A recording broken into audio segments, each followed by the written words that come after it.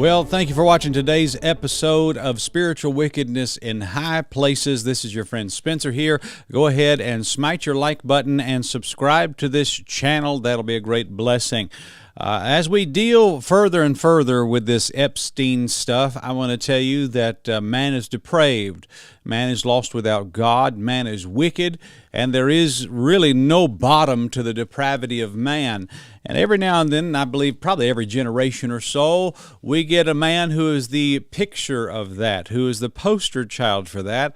Aleister Crowley is a man who comes to mind. Attila the Hun. We get men like Ho Chi Minh and several other men through history who just seem to just drink deep from the depravity of human man, and they just decide that they're just going to do whatever they want. And I believe God turns them over to a reprobate mind, and they end up living a life of terrible sin, and they shall receive the greater condemnation for that. But as we examine our own culture that we live in today, I believe one of those men that we could point to and say that man's wicked is Jeffrey Epstein, of course. And so the million-dollar question is, what was going on at the island? Well, I think we all kind of sort of know that, but do we really? Do we know how deep it went? Do we know how bad it was? Well, I think that these Epstein files seem to give us some evidence that it's far worse than we could ever imagine. As we look through these Epstein files, and I see them all over, they're available on the Justice Department's website. You can go just in there, and I suggest that you pray before you go in there, because it is some crazy, dark stuff. But there have been people who have researched this full time, and they have brought up, there are phrases in the Epstein files that are alarming. And even seated congresspeople who have seen the unredacted Epstein files have said that this is worse than they ever imagined. Now, one of the words that was in the Epstein files over and over and over again was the word pizza. And this is a Vanity Fair article that just came out just a few days ago. And it says right here, new Epstein files are reopening Pizzagate box, the Pizzagate box. And the documents contain nearly 900 references to pizza. Pizzagate was a conspiracy theory that emerged during the 2016 United States presidential election involving hacked emails from John Podesta, which I believe was Hillary Clinton's chief of staff at the time. And they were published online by WikiLeaks with Julian Assange. Online users on platforms like 4chan and Reddit claimed that references to pizzas and other food terms in the emails were coded messages for trafficking. The theory quickly centered on Comet Ping Pong, a Washington, D.C. pizzeria, which conspiracy promoters allege was the headquarters of a secret ring tied to the Democrat officials, including Hillary Clinton. No credible evidence, or so they say, ever substantiated these claims.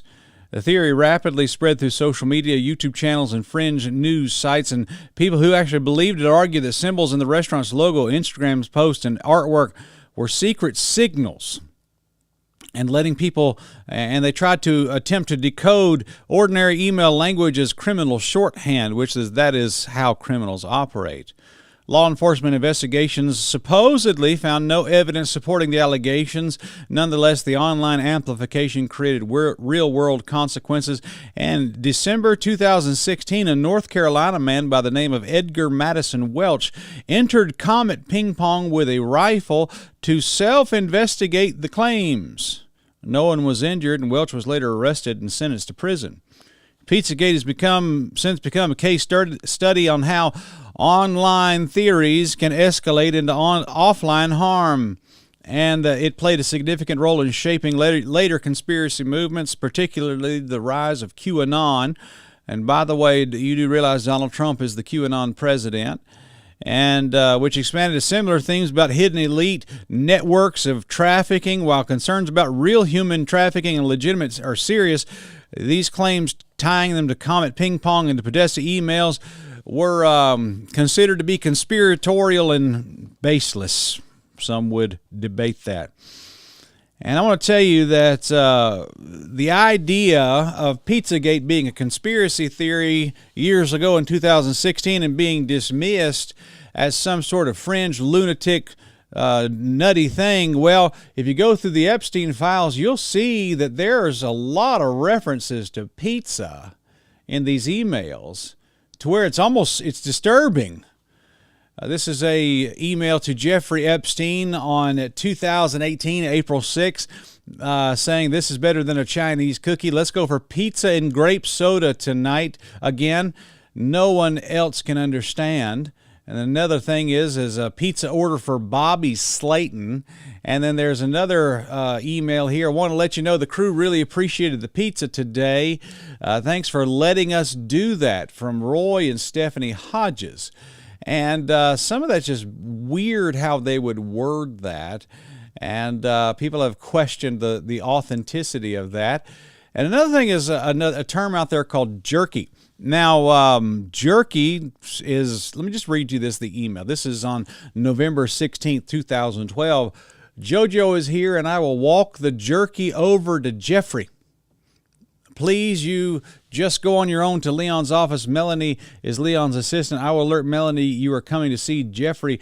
That's just a weird thing to walk jerky over to Jeffrey. That seems to make no sense. And someone's named Francis Derby sent an email to somebody who is redacted there in the Epstein files. Just want to touch base about jerky. Jeffrey Epstein said he was going to start eating regular food again, so he might be eating less jerky. And why would you send an email about jerky? I don't think I've ever sent an email to anybody about eating beef jerky ever in my life. I don't even know if I've sent a text message to somebody letting them know, and maybe even sent it from a staff person. Hey, email that person and let them know that I will be eating less beef jerky as time goes on. And the theory is that this is criminal shorthand or coded language for something else that they can't openly say. And the million-dollar question is, what is jerky? What is it? He says that said he has 6 bags of it in the freezer for his next trip. Who puts beef jerky in their freezer? I believe it should be enough to get him through. Any other questions, please let me know. And do you see how people are just running with this? It's almost as if we have no other choice here. What does that even mean? Another email here says, Francis has time to come tomorrow and show me how to make it jerky class, anyone. He will also bring you a taste of new jerky recipe from the restaurant and sends a warm hello. He's working at a restaurant called Cannibals and Cooks. Wait for it. Beef jerky and steak. Yeah, it's time for 3 p.m. tomorrow. If that's who names a restaurant that? And you'll see also here there's another pizza and grape soda email. Now, folks, this is very bizarre stuff. And when the government's not clear on what this all is, and you have people out there that are saying, like Kash Patel, that we have no evidence that anybody was ever trafficked to anybody else other than to himself. And, we go through these emails and we find that there's this coded language. There's things like white tuna. There's a number of different coded words in these emails. Well, what are we supposed to think? Well, in this video here, I'm going to show you this. This is on Newsmax, and I believe it's Republican Representative Lauren Boebert. I believe she's out of Colorado. She's one of the few who's actually read the unredacted Epstein emails, along with Thomas Massey and a few others. And she suggests that this jerky code means that they were actually eating people. As wild as that is, that's what she is saying. We'll let her talk here. that suggests Jeffrey Epstein and his associates could maybe even be engaging in some sort of consumption. Is that human consumption? Are there code words? There's a lot of talk of beef jerky. There's a restaurant called The Cannibal where the owner is listed in some of these documents. Now, that isn't a restaurant that is just proclaiming to serve human meat by any means. But some of this just, it seems that there's a lot of conspiracies that make you wonder. And I saw more emails about torture, and these coded conversations still have a very clear topic that torture was big. It was a big driver for them. And these were sick people doing very, very sick things. Now, that is a seated, duly elected congresswoman who has read the unredacted files, and she is saying that it appears that this is what these people were doing.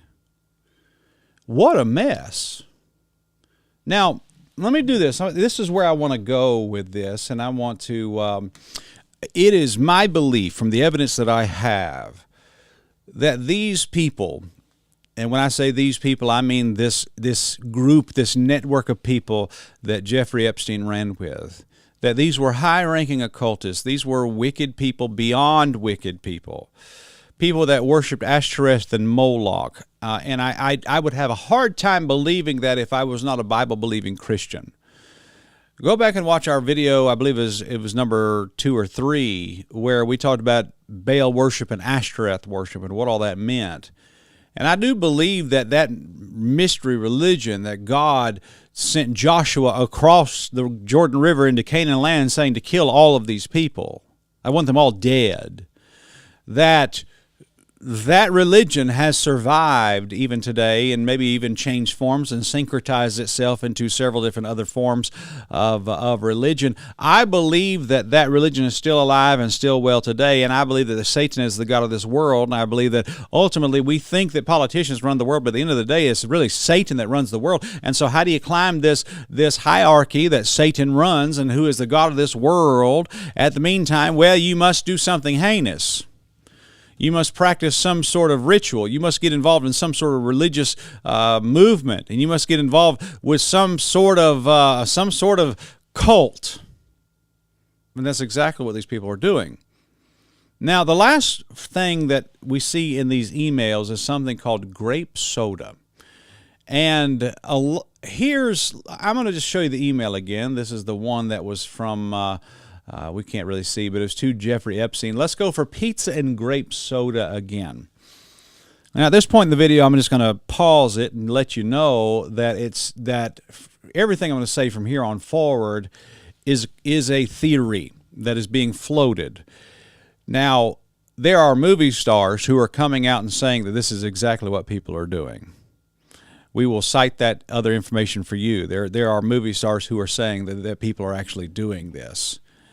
But some people are suggesting that grape soda in the Epstein files is a code word for adrenokrom. And this is where it gets wild. Adrenokrom, if you're not up to speed on this, and I'm going to be very discreet with this because of the platform here, but there are people out there who believe that, for example, the best way to illustrate this would be to illustrate it using a vampire. That I can get life by drinking or ingesting or taking in my body the blood of other people. There are warnings in the book of Leviticus about to the nation of Israel about the drinking of blood and such like. And that is because pagan rituals have always done that. I mean, you go to some far-off island and they're, wearing loincloths and bone and nose type stuff. I mean, there's always been historically pagan people who have done rituals like that where blood was a part of the sacrifice. And partaking blood and human sacrifices are part of the Aztec culture and Aztec religion and stuff like that. But these people are suggesting that grape soda in these Epstein files is code for adrenokrom. Now, let me read you this tweet right here. Adrenokrom is a real chemical compound, C9H9NO3, formed by the oxidation of adrenaline. In its pure form, it appears as a deep violet, or sometimes described as deep purple, crystalline solid, or powder. Now, isn't that a wild thing? Now here, all I did was just type in Google. I just said adrenokrom is purple and just hit AI mode, and this is what it pulled up for me. Correct. Pure adrenokrom is indeed characterized by deep violet or intense purple color. Its very name reflects this property, combining adreno from adrenaline with the Greek word krom, meaning color. And here is how its color behaves in different states. Solid form, pure adrenokrom typically appears as a dark purple or deep violet crystals or powder. In solution, when dissolved, it often appears pink. And oxidation, if the compound continues to oxidize, it polymerizes into brown or black melanin-like substance. The effect sometimes seen medically as black cornea or dark deposits in patients using certain adrenaline-based eye drops. So this is a real substance, and it is actually pretty well known. And I'm just showing you this so that you realize the kind of the connections that people are making with all this. That when the Epstein files are posting saying, hey, let's go get some grape soda, some people are surmising that means let's go do some sort of blood magic adrenokrom ritual. Are they out of their mind in suggesting that? At this point with Epstein, I don't know if you can take anything off the table with this man. Do you believe he had moral limits? I don't think he did. Now, let me very discreetly explain to you what the theory is with adrenokrom. It's the idea that we're going to take somebody and we're gonna do something to them that makes their adrenaline run wild, okay? And whether that and that's not a good thing, okay? I'm very discreetly wording this for you. We're gonna take a person and we're gonna do something to them that causes their adrenaline to go through the roof, and not in a nice way. And then we are going to, in that heightened state, we are going to draw that from them, and then we're going to put that in our own bodies. And if you think of it as a vampire-like ritual, that's what the theory is.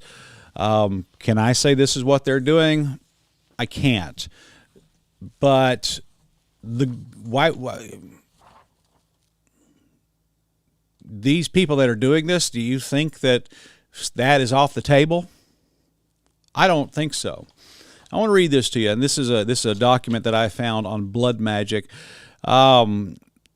Blood magic, often regarded as one of the most potent and controversial forms of magic, has a rich and complex history that spans various cultures and epochs.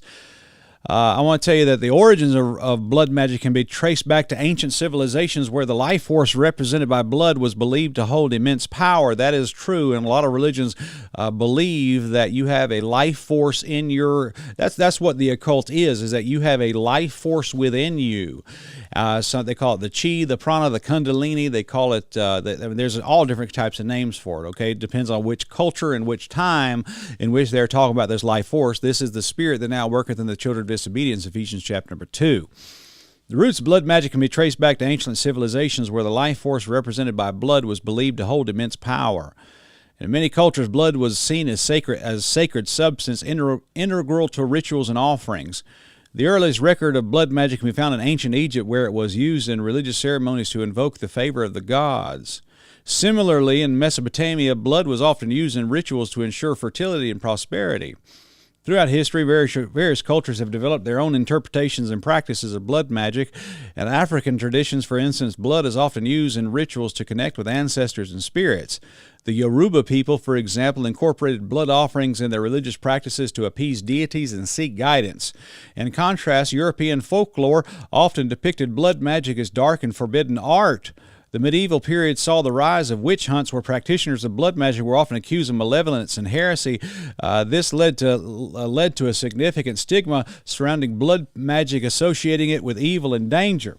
Let me also interject here as well that the Aztec civilizations in the Mexico and Yucatan Peninsula and all that type of stuff, the ones that the Spaniards, conquistadors, came across the ocean and conquered these people, they were practicing human sacrifices in which they believed that the victims were offered up to God, and the gods and the ritual blood was viewed as nourishment for the gods. And the Spanish chroniclers, indigenous codices, and archaeological evidence from all this confirms that it all occurred. And Mayan elites would actually practice bloodletting rituals, and they framed these as necessary to maintain cosmic order. Also in the Roman world, and we're going to talk about some of this in 3rd Adam 5, the blood symbolism of the Mithraic cult was very common. And the cult of the Mithras is associated with the image of the bull being slain, known as the Taranoctony. In the cult of Sybil, there's evidence that the Tarabolium ritual, in which a bull was sacrificed and participants may have stood beneath the grate as blood poured over them, symbolizing purification or a Gnostic or occultic rebirth. That's very real history, folks. That's exactly what happened. In the Renaissance marked a turning point in the perception of blood magic with the revival of an interest in ancient texts and the occult. Scholars began to explore the esoteric aspects of blood magic. Figures like Paracelsus and Agrippa delved into the mystical properties of blood, linking it to alchemy and the human soul. This period saw a more nuanced understanding of blood magic, where it was not solely viewed as a tool for malevolence, but also as a means of personal empowerment and transformation. Now, Paracelsus is the man who created the homunculus, and Paracelsus and Agrippa were actually very big names in alchemy, and alchemy was coded language. And this is why, like, for example, Epstein's using coded language, but all alchemy was coded language. All alchemy was not chemistry. Alchemy was not anything about turning lead into gold. It was about trying to isolate the spirit energy substance from the human soul, so that they could contain that energy and put it into some sort of bottle so that they could drink it, so that they could become gods and live forever. The adrenokrom theory has a lot of very strong similarities to ancient alchemy. Now you say this is insane. Yes, it is insane, but it's very real. I'm a Bible-believing Christian. I'm a Baptist preacher. I know how this sounds. And I know the average Christian may be out there listening to me right now thinking, this is wild. Yeah, it is wild, but it's very real. People do this. And so I want you to know Paracelsus is the man who actually created the homunculus. And AI is actually the modern homunculus for the modern occult practitioner. In contemporary times, blood magic has experienced a resurgence, particularly within neo-pagan and Wiccan communities. Modern practitioners often view blood magic as a way to harness personal energy and connect with the divine. Rituals may involve use of blood from all different types of sources, emphasizing the importance of intention and respect for life. And so there's ethical implications for this, but I'm going to tell you that this is very real. This type of stuff is going on and has been going on for centuries. And when we type into these Epstein files and we see things like grape soda and pizza, what are we supposed to think?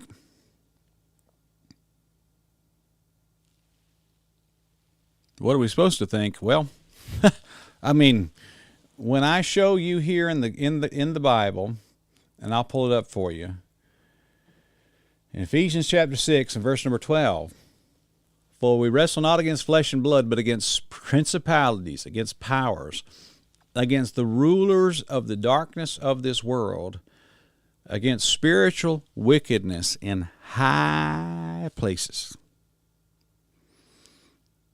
I believe that verse. I believe what the Bible actually says when the Bible says that there is spiritual wickedness happening in very, very high places. To what depth? Well, I guess that's for you to decide. Are these people doing this, doing these crazy things? The Bible seems to indicate they are. Now, the details and all that, I can't tell you because these files are redacted. The things that they were into, it's hard to surmise because they use coded language. They did all of that. I mean, they kind of hid it in front of you. But don't you think for 1 second, don't you think for 1 second that the devil's not real.